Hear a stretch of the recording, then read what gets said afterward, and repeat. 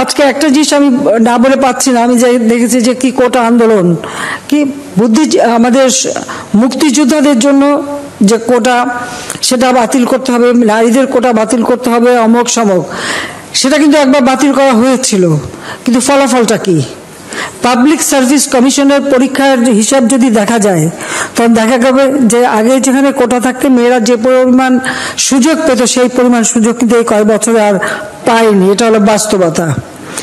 এমনকি অনেক অনেক জেলা, প্রত্যন্ত অঞ্চল, সে অঞ্চলের মানুষগুলি কিন্তু বঞ্চিত থেকে গেছে, তারাও চাকরি পাচ্ছে না। হাইকোর্ট ইতিমধ্যে, এবং এইরকম বঞ্চিত হওয়ার কারণেই কেউ মামলা করে, হাইকোর্ট একটা রায় দেয়।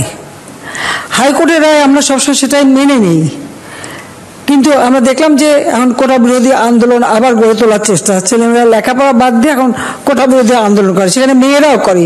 এখানে আমার একটা প্রশ্ন আছে, যারা এর আগে কোটা বিরোধী আন্দোলন করেছিল তারা যে পাবলিক সার্ভিস কমিশনে কতজন পরীক্ষা দিয়েছিল আর কতজন পাশ করেছে সেই হিসাবটা একটু বের করা দরকার। তারা দেখাক যে পরীক্ষা দিয়ে তারা বেশি পাশ করেছিল, মেয়েরা বেশি পাশ করে বেশি চাকরি পেয়েছে কিনা, সেটা আগে তারা প্রমাণ করুক।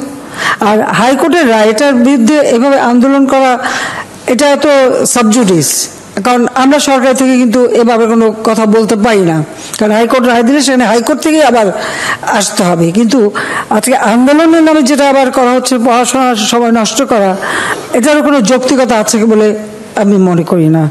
সার্বজনীন পেনশন স্কিম আমরা দিয়েছি, এটা সকলের জন্য, এটা আমাদের নির্বাচনী ইস্তাহারে ছিল, 2008-এর নির্বাচনী ইস্তাহারে আমরা করতে পেরেছি। শুধুমাত্র সরকারি চাকরিজীবী তারাই পেনশন পায়, আর বাকিরা বঞ্চিত থাকে। কাজে কেউ যাতে বঞ্চিত না থাকে সেই জন্য কিন্তু বিভিন্ন স্তর ভেদে আমাদের এই সার্বজনীন পেনশনের ব্যবস্থা করা আছে। আমি মনে করি আমাদের যুব মহিলা লীগের যারা মেয়েরা প্রত্যেকে কিন্তু নিজেরা এই সার্বজনীন পেনশন স্কিমে যুক্ত হতে পারে, নিজেদের একটা ভবিষ্যতে যখন মানুষ বয়স্ক হয়ে যাবে বা কর্মক্ষম মতো থাকবে তখন কিন্তু একটা নিশ্চিত একটা অর্থ প্রাপ্তির সুযোগ আছে, জীবন জীবিকা চালাবার একটা সুযোগ আছে, এবং সেটা একেবারে নিম্ন স্তরের যারা, তাদের জন্য কিন্তু আমরা বিশেষ প্রণোদনা দিয়েছি। যারা আমার একেবারে কিছুই করতে পারে না, খুব অল্প টাকা কামাই করতে পারে, তারা যদি 500 টাকা রাখে তো সরকারের পক্ষ থেকে তাদের জন্য আরো 500 টাকা দিয়ে তারাও এর জন্য একটা ভালোভাবে পেনশন পায় একটা বয়সকালে, এবং এটা কিন্তু আজীবন পাবে। কাজে আমি মনে করি আমাদের রাজনীতির সাথে যারা জড়িত তাদের সকলেরই এই সার্বজনীন পেনশন স্কিমে ঢোকা দরকার।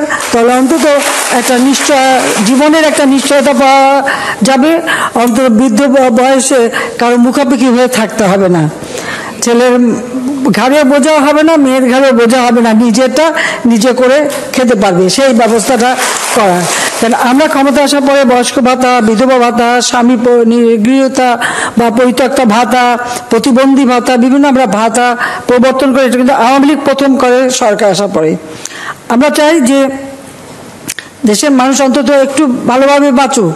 আজকে যারা ভূমিহীন গৃহহীন তাদেরকে আমরা ঘর করে দিচ্ছি বিনা পয়সায়, আর সেই ঘরের মালিকানায় মেয়েদের অগ্রাধিকার, ঘর তার সঙ্গে সঙ্গে মেয়েদেরকে কিন্তু আমরা সমানভাবে ভাগ দিয়ে সেই ঘরগুলি আমরা দিচ্ছি। অর্থাৎ প্রত্যেকটা ক্ষেত্রে, এবং আমি প্রথম এসে মেয়েদের কর্মক্ষেত্রে প্রাইমারি শিক্ষায় 60% নারীরা জায়গা পাবে। এই প্রাইমারি শিক্ষক নিয়োগের ক্ষেত্রে 60% আমরা মেয়েদের জন্য করে দিয়েছিলাম কোটা, যে এখানে সব চাকরি মেয়েরা আগে পাবে।